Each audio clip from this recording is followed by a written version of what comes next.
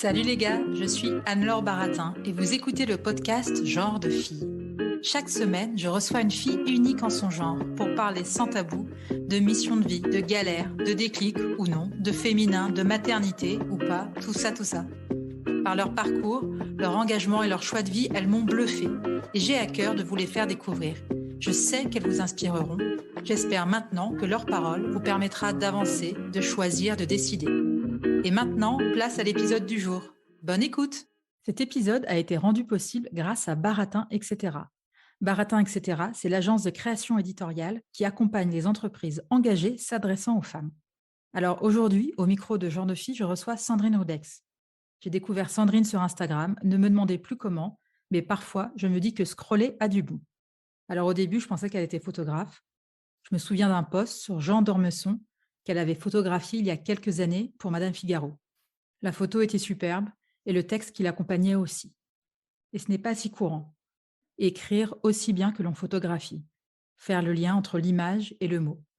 Un portrait qui se lit, un portrait qui se voit. Et c'est là où j'ai découvert une autre facette de Sandrine, puisqu'elle écrivait, et pas que des posts Instagram, elle écrivait des livres. Et quand j'ai creusé, j'ai découvert qu'elle était aussi scénariste. Encore une autre facette. Comment passe-t-on de l'une à l'autre? Comment on assume d'être tout ça à la fois? Elle va nous l'expliquer. Bonjour Sandrine, je suis ravie de te recevoir au micro de Genre de Fille. Comment vas-tu?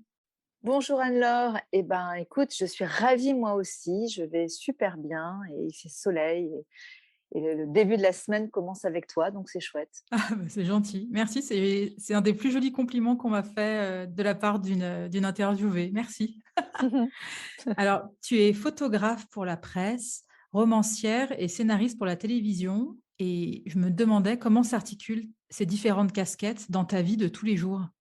Eh ben, j'ai longtemps été schizophrène. Ouais. Dans les soirées, c'est vrai, en plus, j'avais du mal à savoir quelle étiquette je devais montrer, puisqu'on est une culture d'étiquette. Et donc, c'était compliqué. Et ça fait peu de temps que j'arrive à bien jongler avec mes trois identités. Et finalement, elles se complètent d'elles-mêmes et elles s'échelonnent dans le temps aussi d'elles-mêmes. Ça veut dire que les journaux m'appellent un peu moins qu'avant, puisqu'il y a un peu moins de boulot dans la presse pour X raisons qui ont lieu, qui ont lien avec la crise de la presse Ouais. notamment. Et donc, lorsqu'un journal m'appelle, eh ben, je me rends disponible et j'y vais. Prenne un rendez-vous photo avec une personnalité et je file. Ça me prend une demi-journée en général. Dans les 2 jours qui suivent, je trouve une autre demi-journée pour éditer les photos, pour faire ce qu'on appelle la post-prod. Voilà, donc ça me prend 2 jours, une journée en gros dans ma semaine. Ensuite, quand j'ai rien le matin, j'écris. Tous les matins, j'écris, que ça soit un roman ou des idées de scénario.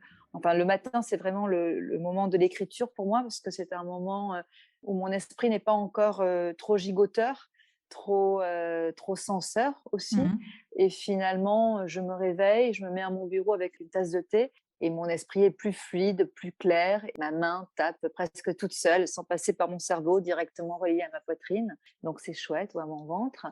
Et ensuite, les scénarios, c'est par période, puisqu'en fait, ça prend beaucoup de temps d'écrire un scénario. Ça commence par un synopsis, ça commence par une demande d'un producteur ou par une proposition de ma part, ou moi toute seule, ou avec, j'ai 2, 3 co-scénaristes différentes avec qui je travaille. Et donc, entre les allers-retours, j'ai largement le temps de continuer mon petit quotidien d'écrivaine le matin et de photographe l'après-midi. Voilà.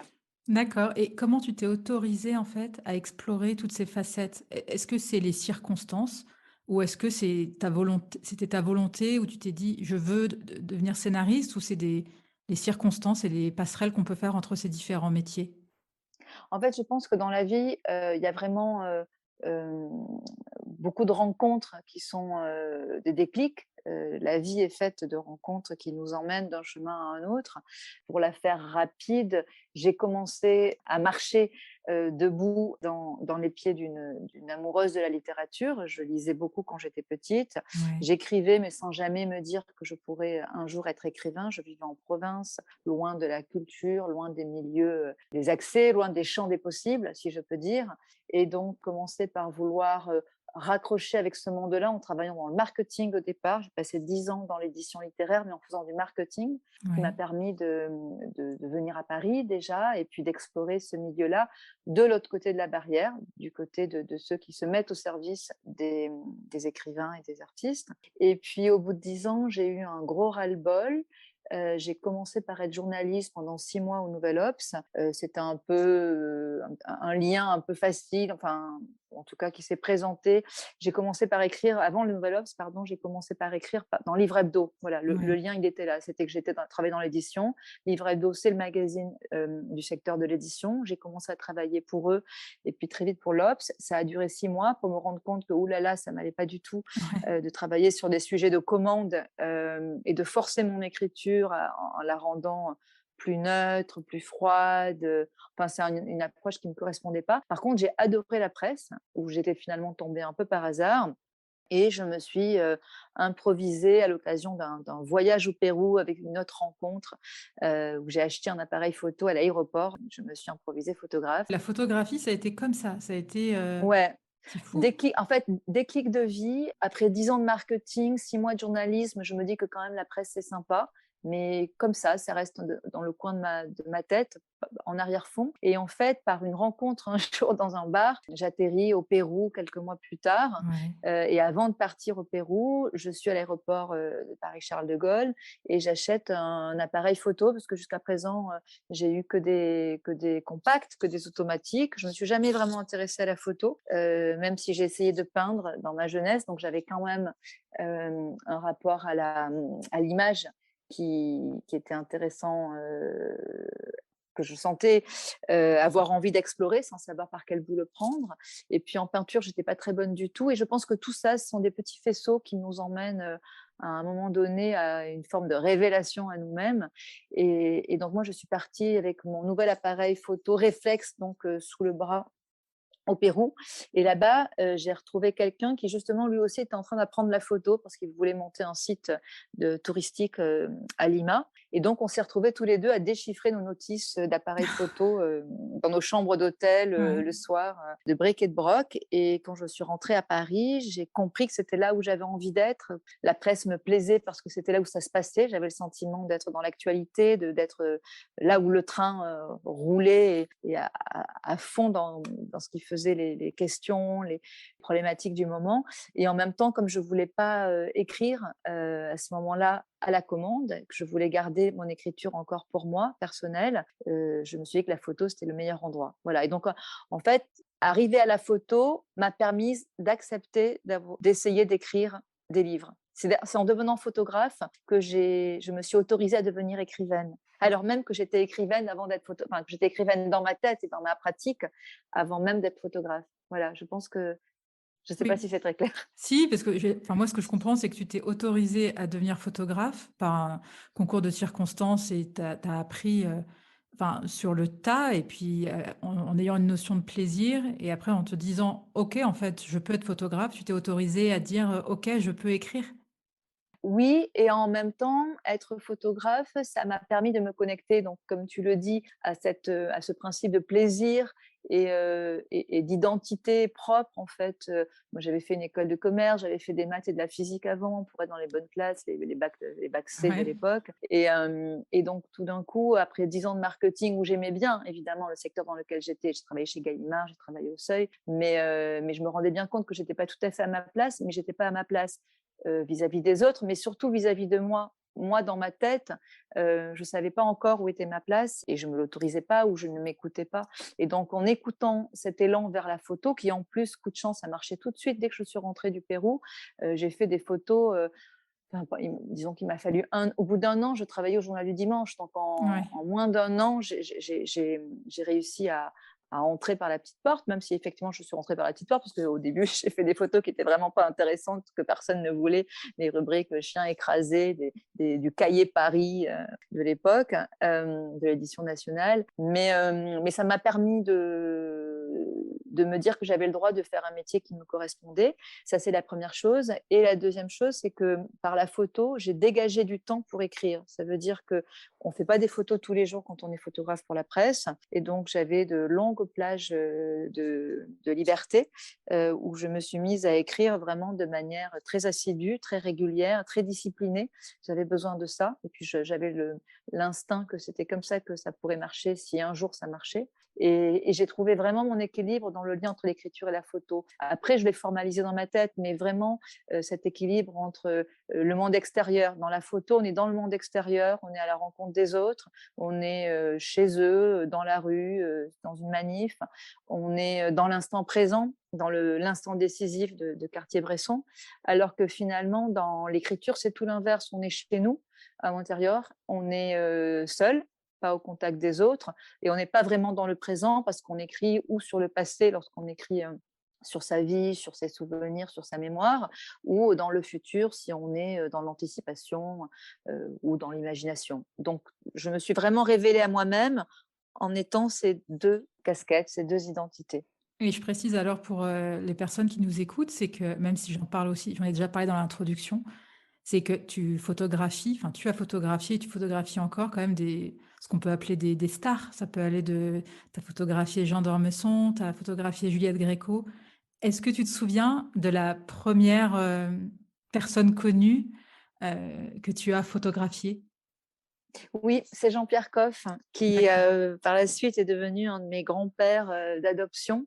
Ouais. Et pour la petite histoire, en fait, c'était pour le journal du dimanche. Donc, en fait, j'ai passé au début 6 mois chez 20 minutes et puis tout de suite après, le journal du dimanche. Donc, cette première année de changement de vie professionnelle et aussi personnelle, parce que je pense que souvent, ces Ça va de pair. ouragans-là voilà, se produisent tout ensemble parce qu'on a besoin de l'énergie. On a besoin de cumuler les énergies de changement parce qu'autrement c'est trop lourd. Et donc voilà. Et donc je suis allée faire Jean-Pierre Coff dans son potager pour une rubrique qui s'appelait Mon dimanche. C'était Ouais. une rubrique récurrente où il y avait le dimanche idéal d'une personnalité. Il a été adorable, convivial, tonitruant comme il savait le faire. Et quand je suis rentrée, mon chef photo les a trouvées très moyennes, mes photos. Et il m'a dit non, c'est pas ça que j'attendais. Moi, je voulais beaucoup plus de fantaisie, beaucoup plus d'énergie. Vous y retournez. Et donc, toute rougissante, j'ai dû appeler Jean-Pierre Coff en lui disant je suis désolée, est-ce que je peux revenir? Et il a été génial parce qu'il m'a dit mais oui, bien sûr. Et j'y suis revenue et en fait, on a déjeuné ensemble et on a dîné ensemble et on est devenus amis en plus. Donc, non seulement j'ai ramené j'ai rapporté pardon, de bonnes photos, mais en plus, j'ai gagné un ami pour la Ouais. vie. Voilà. Et est-ce qu'il y a d'autres personnes qui t'ont marqué? Parce que maintenant, c'est vrai que tu en as quand même fait beaucoup des portraits. Depuis, ça va faire une bonne quinzaine d'années que je suis photographe portraitiste donc, et je travaillais pour le Journal du Dimanche, pour Le Point, pour Nouvel Obs, pour le Figaro Magazine, pour Madame Figaro. Donc à chaque fois, on m'envoie faire des personnalités qui font le monde de la culture ou de la politique ou de la mode. Jean d'Ormesson, vous en parliez tout à l'heure, évidemment, c'est une belle rencontre. Le chouette dans cette histoire d'être photographe, enfin en tout cas pour moi, mon intérêt premier, c'est pas du tout la technique, c'est vraiment la rencontre et la manière de traduire à l'extérieur ce que je vais ressentir de l'intériorité d'une personne. Et d'ailleurs, c'est exactement la même chose que je fais dans l'écriture.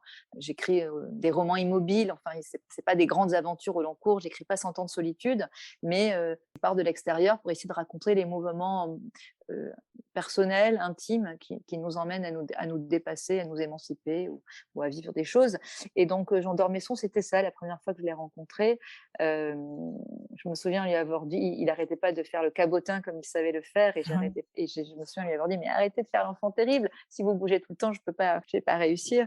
Et c'était ça, c'était ça. Et après, lui aussi, on a dû boire un café ensemble. Et, alors, je ne dis pas que j'ai bu des cafés ou déjeuné avec toutes les personnalités que j'ai photographiées, Ouais. même si beaucoup, mais en fait, ce qui m'intéressait, c'était vraiment de rencontrer des humains avec des parcours formidables parce que ils avaient fait des choses de leur vie. Encore une fois aussi, tous n'étaient pas sympathiques. Certains l'étaient, beaucoup étaient passionnants et ça me donnait accès à ça et je trouvais ça génial. Et Et j'ai trouvé ça génial, voilà. c'est difficile de photographier quelqu'un d'antipathique? Heu, oui, oui, c'est difficile. Ça m'est arrivé, avec un homme politique. Ouais, Je pense que c'est l'homme politique qui doit être le plus haï, de France, d'accord, OK. qu'il est sans voilà, sans dire de nom, mais en tout cas qu'il l'a été, même si aujourd'hui il est un peu vieillissant et Ouais, forcément, la question, s'est posée en fait, de mon intégrité, de savoir si en plus c'était pour une couverture et donc je me suis demandé si je rapportais une belle photo de lui qu'il valorise, voilà, qu'il l'humanise ou bien est-ce que, je rapportais une photo plus sombre? La photo, on a une part d'interprétation, on a une part évidemment une photo, c'est vraiment le mélange du photographe et de la personne qui est photographiée, en fait et on peut dire des choses différentes selon notre humeur et selon, voilà, notre sensibilité et finalement je l'ai pas fait parce qu'il se trouve que cette personne-là, en l'occurrence, est quand même plutôt sympathique, dans la vraie vie. Il est antipathique pour ses idées, mais donc en fait, j'ai fait une photo neutre. Voilà. d'accord, oui, donc en fait, il était antipathique par ses idées, mais plutôt sympathique, dans le côté, humain, on va dire. Ouais, ouais, ouais. Des très, très antipathiques, oui, j'en ai fait dans la politique encore, tiens, c'est marrant, c'est C'est ces fou, hein? portraits-là qui me viennent, Ouais. mais ils étaient antipathiques parce que, aucun n'a vraiment été antipathique parce que tous sont quand même sensibles à l'enjeu que ça représente pour eux. Je suis quand même détentrice de leur image à un Ouais. moment donné, donc ils font pas non plus n'importe quoi. Par contre, les hommes politiques souvent n'ont pas le temps. Et je pense à Sarkozy, par exemple, qui n'était pas antipathique du tout, ce n'est pas ce que j'ai dit, mais qui n'avait pas le temps. Donc, je suis arrivée, il m'avait donné 5 minutes, ce qui est très, Ouais. très, très, très court. Heureusement qu'habituellement, c'est plutôt 1 heure. Et forcément, on n'avait pas le choix, tous autant qu'on était, donc les photographes qui défilaient dans son bureau. Donc, on avait accepté, mais je lui avais dit, moi, OK, mais 5 minutes vraiment avec moi. Et en fait, il ne pouvait pas. C'était zébulon, il gigotait partout. Et à un moment, je lui ai dit un peu fermement, écoutez, ces 5 minutes, c'est vous et moi. Je vous promets que je mets le chronomètre, je pars dans 5 minutes, mais vraiment, vous êtes avec moi et vous me regardez, vous m'écoutez parce que vraiment ça se fait à deux et que s'il est en train de parler, je peux pas le photographier parce qu'il va avoir une grimace au niveau de la bouche. Ouais. Si il bouge d'un côté, je vais voir que ça fait un mauvais pli sur la chemise et ça va pas marcher parce que de toute façon lui après ça ira pas non plus. Voilà, c'est tout un ensemble de choses donc et puis c'est ça aussi une photo, c'est encore une fois, c'est vraiment le mix de 2 individualités et pour faire ça, En définitive, est-ce qu'il a joué le jeu? Est-ce qu'au moins oui. pendant d'accord. Oui, quand j'ai tapé un peu des poings sur mes hanches, il a joué le jeu, mais il m'a donné, 5 minutes, pas plus. Et tu étais contente de la photo?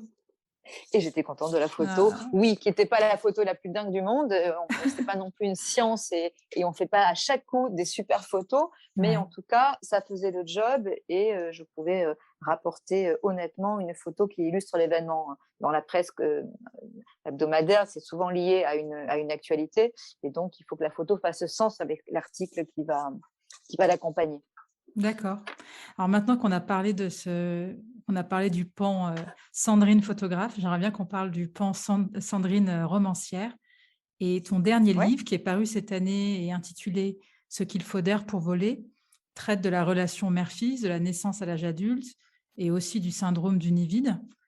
Et donc là, ce livre, il traite, du départ de ton fils, Malo, que tu as élevé seul et qui à 18 ans, en fait, quitte le nid familial. Et dans ce livre, tu Ah non. t'adresses souvent à Malo et il y a cette phrase où tu dis, je te cite: «Mais comment la gamine de 20 ans qui pose avec ton père sur sa photo de mariage peut-elle se réveiller ce matin dans la peau d'une femme de 43 ans, sans homme et sans enfant?» Eh ben oui, j'ai écrit ça. En fait, comment on fait pour s'épanouir professionnellement quand on est une maman solo? Moi, ça me fascine. alors il y a plein de questions en une. Alors, hem, ce livre, d'abord, c'est mon 4e roman, mais c'est un roman récit puisque c'est le premier qui est, autobiographique à ce point-là.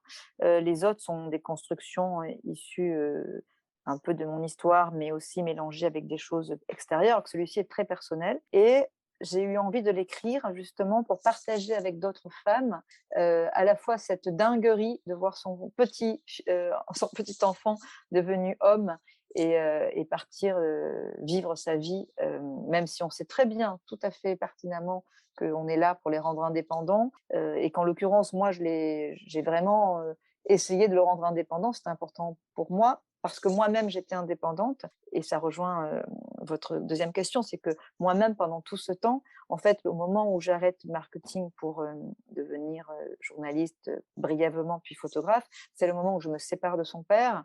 Ouais. Donc, c'est ce déclic personnel dont je parlais tout à l'heure. Et donc, c'est pile au moment où je me retrouve seule avec mon fils, sans famille pour m'aider, puisque moi, je vis à Paris, ma famille est dans le sud-ouest. Donc, je dois élever seule mon fils.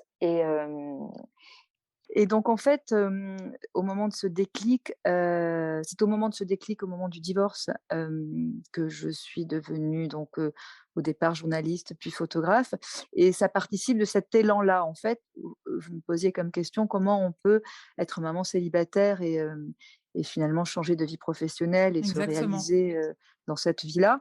Je me suis servie de cette Finalement, quand on divorce, c'est qu'il y a des choses qui vont pas bien, que ça soit l'un ou l'autre, mais le couple n'est pas heureux, et donc je me suis servie de ce non-bonheur et de cette soif de bonheur que j'avais pour arriver à trouver l'énergie de changer de vie professionnelle, de partir aux 4 coins du monde parce que j'avais besoin de voyager pour me retrouver, pour me prouver que je ne dépendais plus de personne et que j'en étais capable.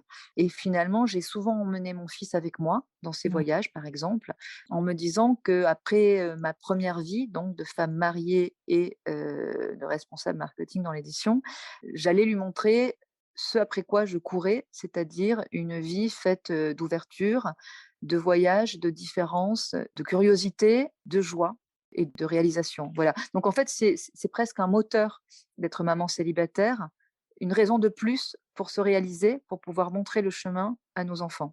En tout cas, c'est comme ça que moi je l'ai vécu. Et est-ce que tu as eu l'impression de te réinventer quand il est parti? Eh ben, je suis en train, D'accord. je suis en train. Le départ est difficile, on s'y attend, donc encore une fois, moi je l'avais élevé vraiment en toute indépendance.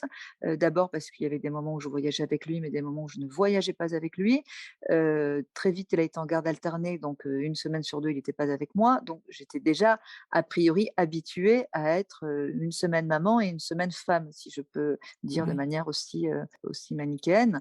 En fait, ça a été un grand blues parce que ça heurte, je pense, des blessures, des failles beaucoup plus profondes. Enfin, c'est pas je pense, c'est que j'en suis sûre, pour avoir, beaucoup lu de psychologie et avoir, rencontré aussi des psychologues.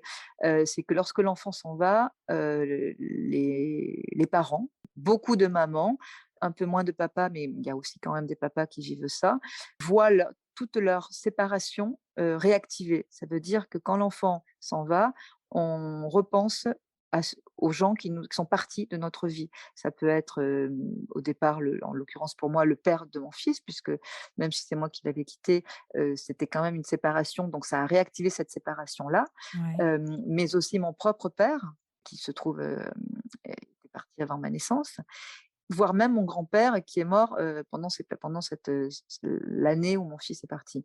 Et donc, en fait, c'est une suite de deuils. Il y a le deuil de l'enfant qui devient adulte, mais donc, l'enfant lui-même n'est plus là. Il y a le deuil de la maison, habitée, ça devient une maison vide. C'est pour ça aussi qu'on appelle, le syndrome du nid vide.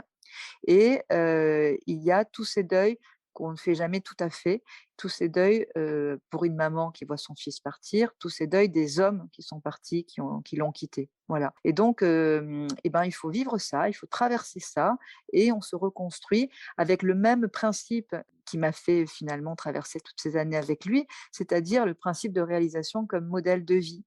Et c'est, remplir, remplir le frigo de choses qui me plaisent maintenant qu'à Ouais. moi, et non plus, avec, les pizzas et les et des choses qui pouvaient plaire à mon fils, mais aussi, voyager davantage, créer davantage, et au-delà de ça, voilà, m'autoriser à aller encore plus loin, ou encore plus près, plus exactement, de moi, de ce que je suis.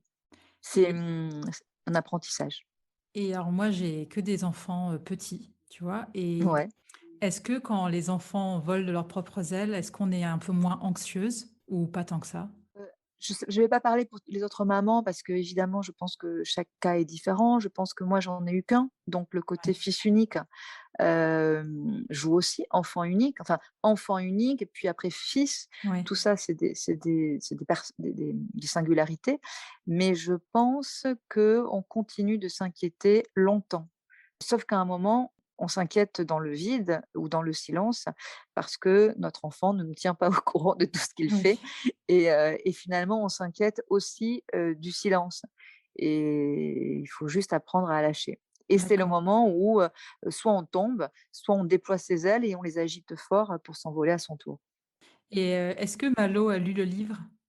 Oui, oui, oui, il a lu le livre, il était au courant du projet depuis le départ. Régulièrement, je lui en parlais. Lorsqu'il a été terminé, je lui ai proposé de le lire, il a dit non. Je lui ai expliqué que j'avais mis les prénoms réels, donc je voulais savoir si ça l'embêtait que j'ai mis le prénom de ses amoureuses. Et il m'a demandé comment j'avais fait pour moi et donc dans le livre, il y a, aussi un essai, une tentative de recomposition amoureuse qui forcément, influence la séparation entre une mère et célibataire et son fils, la venue d'un homme, et donc j'ai mis son prénom, et donc mon fils m'a dit: «Ben, tu fais exactement pour moi comme tu as fait pour toi. Dans tous les cas, ça ne sera que ton livre, que ton interprétation et je le lirai quand il sera publié» et à la fois j'ai trouvé ça génial, je l'ai trouvé très mûr de me dire ça. Ça me prouvait, encore une fois que vraiment il avait pris ses ailes, pour s'envoler et à la fois ça m'a beaucoup inquiétée et quand il a lu, il a fini par me dire plein de choses, mais notamment en fait j'ai eu pas mal de presse et notamment des plateaux télé et il me disait pas, puisqu'il vit pas avec moi à Paris, qu'on se parle, pas souvent au téléphone. On se voit une fois tous les 15 jours, toutes les 3 semaines, donc il me tient pas au courant de tout évidemment et un jour, il me dit: «Tu sais, je t'ai entendu là sur le plateau du journal télé, dire que ce livre s'adressait à toutes les mamans, mais tu oublies à chaque fois de dire que ça s'adresse aussi à tous les enfants qui ont des, relations un peu compliquées avec leurs parents et peut-être que ça les aidera à mieux les comprendre». C'était génial parce que c'était un compliment détourné. Il me disait pas que lui, ça l'avait aidé, mais il me disait que ça pouvait aider d'autres adolescents. Et donc j'étais ravie et j'ai eu mon petit cœur qui a qui a battu très fort. Bah, Voilà, je me suis oui. dit que le roman avait touché juste et donc avec cet espoir qui touche donc des mamans, des papas, mais aussi des ados, parce que je pense que dans ce livre, en fait, c'est ce que je voulais dire tout à l'heure, c'est que, dans mes romans habituellement, pas le troisième, mais les 2 premiers et celui-ci, non le quatrième, je m'inspire de mon histoire, familiale. Sauf que dans ce dernier, je voulais faire comme d'habitude, c'est-à-dire m'inspirer de certains épisodes et puis comme, on est nombreux, écrivains à le faire, on déconstruit, on décale, on déplace, on change les prénoms, on change les situations et puis finalement on garde l'essence de la relation, par exemple, ou de la psychologie d'un personnage et puis après on l'amène là où on veut. Sauf que quand j'ai voulu faire ça avec ce livre, avec Ce qu'il faut d'ailleurs pour voler, c'était pas possible parce que si je faisais ça, j'avais peur que mon fils me dise que j'arrangeais les choses et que, finalement, je racontais des choses vraies quand ça m'arrangeait, puis quand ça m'arrangeait pas, je tournais, un peu à mon avantage ou à mon désavantage, en tout cas dans un univers de mensonges qui correspondait pas à notre relation. Et donc, très vite, il m'est apparu qu'il fallait que je fasse un pacte de vérité avec moi-même pour que tout ce que je dis dans le livre soit irréfutable pour lui. Pour moi comme pour lui, pour que ça soit quelque chose qui soit le plus authentique possible et en me disant que c'est en étant aussi authentique que le propos passera et sera partagé et pourra être universel en touchant d'autres parents. Voilà. D'accord. Voilà, et j'ai la question que j'ai à te poser un peu plus personnelle. Tu me diras si c'était à refaire, ces 18 ans avec Malo, est-ce que tu changerais quoi que ce soit en tant que mère ou en tant que femme? Est-ce que tu Oui, ouais, plein de choses et c'est aussi, je pense, l'intérêt de ce roman. Alors, parce que quand je l'ai écrit, j'ai vraiment donc essayé de faire cet exercice de vérité et chaque chapitre correspond à une année de vie de mon fils et de moi, enfin donc de notre à une année de notre vie, de nos âges à tous les 2, enfin et de nos vies à tous les 2, mais surtout à un moment précis, à chaque fois je pars de photos invisibles, donc voilà, la photographe revient dans le livre, qui sont des photos de famille que tout le monde, a dans son album de famille. Le l'en c'est la photo où l'enfant, souffle une bougie, la photo où l'enfant, part, peut-être en voyage ou chez les grands-parents ou à l'étranger et et donc en faisant ça, ça m'a obligée à me replonger dans cette période et sous la forme de questions, à me demander ce que lui en avait pensé. Et comme je le tutoie dans le livre, et en essayant d'imaginer, et en faisant ça, je me suis un peu mise dans sa peau, finalement, chose qu'on oublie de faire, alors que c'est vraiment salutaire. Et je me suis rendu compte où, à plein de moments où j'avais merdé, où j'avais pas compris, où j'avais pris les choses trop à cœur, trop pour moi. On oublie que les parents, pendant la crise d'adolescence, on est là pour servir de punching ball. Alors ça dépend les enfants, évidemment, ça dépend les relations. Mais quand c'est une crise d'adolescence, et beaucoup d'ados la font, on oublie que c'est malgré eux, c'est la question des hormones qui sont en eux, c'est la question de la peur du lendemain, de l'inconnu, de tout ce qui se modifie. Et donc la seule manière qu'ils ont d'exprimer cette peur, c'est soit d'être et aussi cette construction, parce qu'ils se construisent en nous rejetant, en s'opposant à nous, au départ parfois de manière un peu violente, et puis après ça s'apaise, et on oublie que c'est pas contre nous qu'ils font ça, mais pour eux. Et moi, évidemment, mais comme tout parent, il y a des moments où on est plus fragile que d'autres, il y a des moments où, on est fatigué, et on oublie ça et on surréagit. Mais après tout le monde, hein, fait ça, donc heu, voilà. Et dans le livre, ces moments-là, je les ai pas, évités. J'en ai parlé, et j'ai expliqué, que c'est pas comme ça qu'il aurait fallu faire, et que peut-être, j'aurais pu faire différemment. Ouais. Mais c'est un beau cadeau quand même de faire ça. Je trouve que Malo, il a de la chance d'avoir, c'est un livre qui reste, même quand il grandira, quand je sais pas, tu vois, quand il deviendra parent, quand il aura des enfants, c'est un truc que tu oublies pas. Quand ta maman a écrit un livre qui parlait de ta vie, bref, je trouve que c'est un très beau cadeau. Même si c'était peut-être pas le but à la base, mais c'est quand même assez génial. Écoute, moi, je trouve ça, enfin, quand on écrit, mes 2 premiers romans sont plutôt sur, ma mère, ma grand-mère, mon arrière-grand-mère, enfin, sur le transgénérationnel et sur le poids sur la transmission, le poids des origines, et l'identité là-dedans, comment on se construit. En fait, tous mes romans parlent de cette quête d'identité, et comment on s'émancipe, et des modèles, sociétaux, et des modèles familiaux. Et donc je parle, donc de ma famille, mais toujours avec cette idée de transmettre et d'aider, en fait, d'autres personnes. C'est vrai que l'aspect psychologique est très important dans mes livres et dans mes personnages, et donc celui-ci encore plus, puisque, il est carrément autobiographique, et avec de la matière, vivante, si je peux dire, donc ce qui est rigolo, c'est que lui, sur le moment, c'était quand même lourd, forcément, et ça, j'en avais conscience. Donc je lui ai dit: «Tu prends le temps, si tu as pas envie de le lire pour le moment, tu le lis pas d'urgence, enfin, voilà, tu es obligé de rien, surtout». Il a pris son temps pour le lire, et par contre, c'est ses copains, parce qu'on était tout un groupe de mamans, qui habitaient à côté de l'école primaire, avec des enfants du même âge, et on s'est suivis, toutes mes copines, et l'un des garçons, a dit à sa mère: «Oh mais c'est dingue, Sandrine, elle a carrément écrit un livre pour Malo, c'est trop la classe!»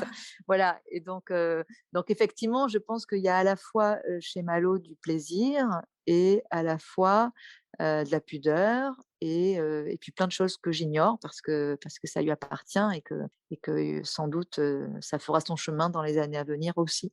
Ouais. Mais je crois que c'est ça aussi la littérature, en fait. La littérature, qu'elle soit très autofictionnelle, ou juste, ou fictionnelle, d'ailleurs c'est pas juste, ou fictionnelle, c'est vraiment, éclairer le monde, en fait, éclairer les gens, éclairer le monde, et que chacun puisse, par petites bouts, par petites bribes, prendre des trucs qui lui fassent du bien, qui l'émeuvent, qui l'aident, qui le fassent réfléchir, voilà. Ouais, complètement. Et pour venir à ta troisième casquette, celle de scénariste, j'ai vu que, tu avais suivi une formation en scénario, notamment à la Ouais, FEMIS qui s'appelle, ouais, scénario et adaptation de romans. ouais. Est-ce que tu as envie d'adapter, tes romans justement? Bah, je suis en train, alors oui, en fait, donc si on résume, en gros, j'ai une première vie dans le marketing, une deuxième vie dans la presse, avec un tout petit peu de presse, de journalisme, et puis très vite du photojournalisme. Et puis il y a 4-5 ans, la presse allant, pas très bien, et puis aussi avec l'envie de me renouveler toujours, encore une fois, moi j'ai essayé de transmettre à mon fils, la curiosité, mais c'est aussi quelque chose que j'ai en moi, et j'aime apprendre des nouvelles choses, et me mettre un peu en question, et explorer de nouveaux horizons. Et donc je me suis dit: «Bon, bah, si la presse, ça va un peu moins bien, qu'est-ce que je pourrais faire, pour gagner ma vie, en plus de l'écriture, et voire même en utilisant l'écriture?» Et c'est à ce moment-là que plusieurs personnes, encore une fois, une histoire de rencontre, m'ont Ouais. parlé de cette formation à la FEMIS, et en me disant en plus: «Mais enfin tu es photographe, tu es écrivain, quand est-ce que tu fais du cinéma?» Et c'est marrant parce que j'ai plusieurs personnalités, notamment Guy Bedos, que j'ai photographié plein de fois. Oui, c'est ce que je voulais dire aussi tout à l'heure sur la photo, c'est que ces personnalités, sur 15 ans, quand ils ont une actu tous les ans ou presque, des Jean d'Ormesson, des Philippe Solers, des Guy Bedos, voilà, des acteurs, des écrivains, voire des politiques, à la fin on va prendre à chaque fois des cafés et donc à Ouais, chaque fois on suit un petit bout de vie, commune. Et Guy Bedos, ça a été l'un des premiers à me dire: «Mais enfin, vous faites voilà, vous avez un œil, vous avez des histoires, des mots, quand est-ce que vous mettez à faire du cinéma?» Et chaque fois je disais: «Bah non, non, ça m'intéresse pas. Moi, pour l'instant, l'image fixe m'intéresse, l'écriture, j'ai encore envie de faire un bout de chemin, d'aller un peu plus loin sur ces seuls domaines». Sauf qu'en parallèle, j'ai eu des amis qui revenaient elles aussi à la charge et donc voilà, donc j'ai fait la FEMIS et donc la FEMIS, c'était une formation d'1 an où, on entrait sur concours en proposant l'adaptation d'un de nos romans. Et donc, j'ai proposé d'adapter Les Petites Mères, qui est mon deuxième roman, qui est celui qui parle de la transmission mère-fille sur 5 générations de la peur des hommes et de la féminité aussi. Comment nos aïeuls nous guident finalement de manière consciente et inconsciente et dans nos choix. Et donc, j'ai ce projet dans les cartons qui a abouti à un scénario avec une prod, mais qui a pas abouti, comme ça arrive malheureusement souvent, dans ces milieux-là. Mais en même temps, ouais. ça ne veut pas dire qu'il aboutira pas. Voilà, je l'ai travaillé, je l'ai mis de côté. Et puis là, ça c'est la super nouvelle, c'est que Ce qu'il faut d'air pour voler, pareil, a été, optionné par une boîte de prod et qu'on a proposé un projet, au départ pour la télé. Ouais. Et puis, on est de plus en plus en train de se dire qu'on va quand même peut-être essayer de le faire au cinéma. Voilà. Donc, rendez-vous dans quelques années parce qu'il faut beaucoup de temps pour qu'un projet comme ça aboutisse. Mais j'ai écrit, le synopsis et le traitement, ça veut dire, une trentaine de pages qui racontent, comment je vois l'adaptation de ce roman en prenant évidemment pas tout le roman, mais une partie qui me semble plus intéressante et plus pertinente pour raconter le syndrome du Nigide. Et donc en faisant la Fémis, eh ben, je suis devenue scénariste et j'ai eu la chance d'avoir la chance du débutant parce qu'un de mes premiers scénarios, qui s'appelle Moi grosse, que j'ai écrit avec Muriel Magellan, qui est également scénariste et romancière, voilà, ce Moi grosse a été adapté, à la télé et passé sur France 2 il y a 2 3 ans, avec un joli succès et c'était Oui. l'histoire d'une jeune femme, obèse qui, perdait son boulot, à la suite d'une discrimination et qui allait se relever mais pas comme on l'imaginait et surtout sans morale et sans diktat de la minceur. J'ai vu que c'était Da tiré de l'essai de «On ne naît pas Gabriel grosse», Dédier, ouais, de Gabriel exactement. Dédier. Ouais. Exactement, j'ai oublié de le dire. Merci de me le rappeler, bien sûr, et super essai qui nous a, beaucoup inspirés et puis qui était nécessaire aussi, je pense. Il a un peu fait bouger les lignes et le film, continuait, la fiction continuait de faire ça. Mais je regarderai s'il est encore dispo. J'ai vu il avait été diffusé sur France 2 en 2019 et il faut écoute, j'essaierai de voir s'il est toujours dispo. Je sais pas s'il y a un replay ou si on peut le trouver, mais Je sais pas, moi j'ai pas de lien particulier, d'accord, voilà. Je peux peut-être me débrouiller pour en trouver un, je sais pas en fait s'il est dispo où est-ce qu'il est d'accord. disponible. Par contre, je sais qu'il est a priori, il va être rediffusé parce qu'il avait vraiment bien marché, il avait eu plus de 4 millions de téléspectateurs, donc je pense que ça devrait tourner. Enfin voilà, il y a eu pas mal de retours après dans la presse, propres à des débats et en faisant avancer un peu le schmilblick. Non et puis en plus là enfin, là on parlait cinéma et télé et j'ai quand même l'impression qu'il y a de plus en plus de beaux projets qui se montent pour la télé et quand tu Oui. vois que regarde le dernier film de Mélanie Laurent, il est passé directement il est sorti sur Prime Video. Netflix, il propose quand même des trucs d'une certaine qualité aussi, donc là, c'est plus des séries, mais on a quand même l'impression que c'est devenu hyper compliqué de monter un film au cinéma et que, Mmh. en fait, que ce soit la télé ou les gros Les mastodontes, plateformes. ouais, ont Ouais, peut-être ouais. un budget, enfin voilà, ont peut-être plus de budget ou je sais pas.